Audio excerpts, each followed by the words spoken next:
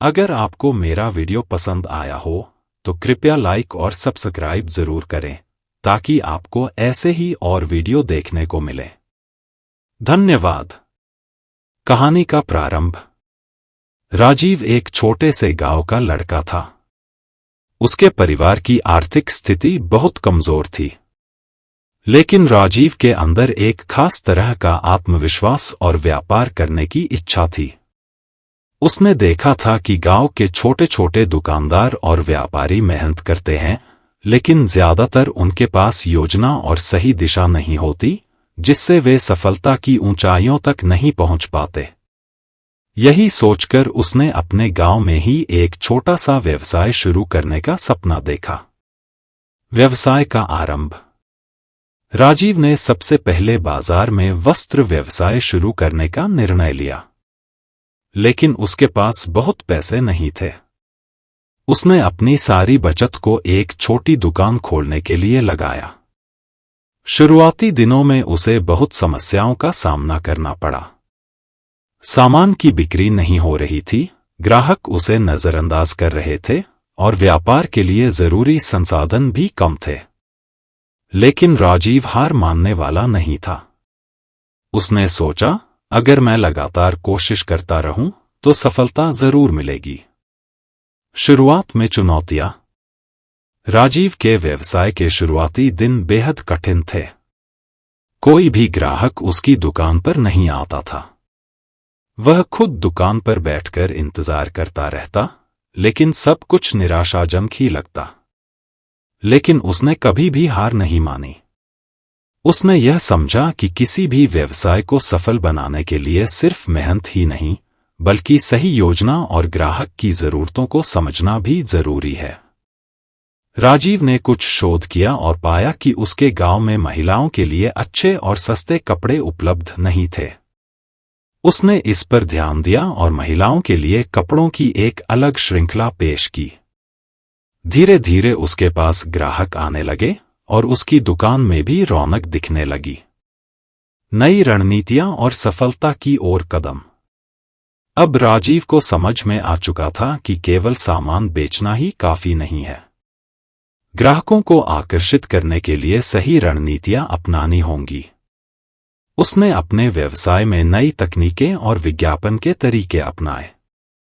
उसने social media का इस्तेमाल करना शुरू किया ताकि गांव के बाहर के लोग भी उसके व्यवसाय के बारे में जान सकें। इसके अलावा उसने अपने स्टॉक को और बढ़ाया और ग्राहकों के लिए विभिन्न प्रकार के पैकेज और डिस्काउंट की पेशकश की।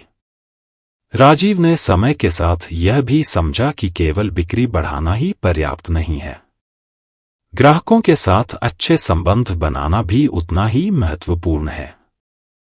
वह हमेशा अपने ग्राहकों से संपर्क करता, उनके अनुभव और सुझाव जानता और उस हिसाब से अपने व्यवसाय को सुधारता था। इस तरह उसने अपने व्यवसाय को एक अलग पहचान दिलाई और उसकी दुकान धीरे धीरे गांव और आसपास के इलाकों में प्रसिद्ध होने लगी। व्यवसाय की ताकत का एहसास। राजीव का व्यवसाय अब तेजी से बढ़ रहा था। उसकी दुकान में रोजाना अधिक से अधिक ग्राहक आ रहे थे। एक समय ऐसा आया जब उसने अपने व्यवसाय को बढ़ाने के लिए दूसरी शाखा खोलने का निर्णय लिया।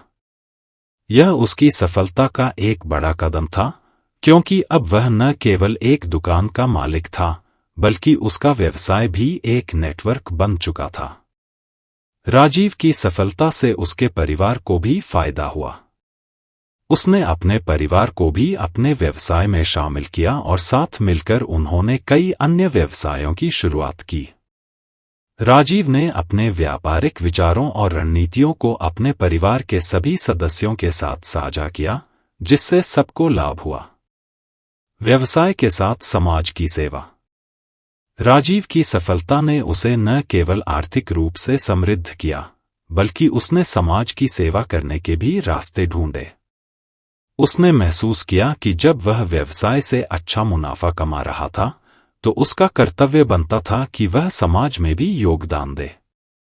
उसने अपने गांव में एक शिक्षा केंद्र की शुरुआत की, जहां बच्चों को निःशुल्क शिक्षा दी जाती थी। इसके अलावा उसने स्वास्थ्य के क्षेत्र में भी कुछ योजनाएं बनाई ताकि लोग बेहतर स्वास्थ्य सेवाओं का लाभ उठा सकें। निष्कर्ष: राजीव की कहानी यह सिखाती है कि व्यापार की ताकत केवल पैसे कमाने में नहीं है, बल्कि यह समाज में सकारात्मक बदलाव लाने और लोगों के जीवन में सुधार लाने में भी है।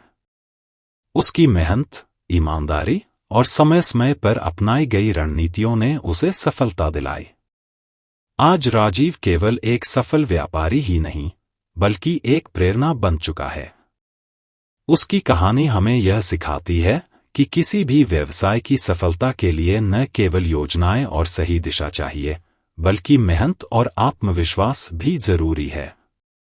जब ये तीनों चीजें एक साथ होती हैं, तो कोई भी मुश्किल नहीं होती और कोई भी व्यवसाय अपनी ताकत को पहचान कर सफलता की ऊंचाइयों को छू सकता है।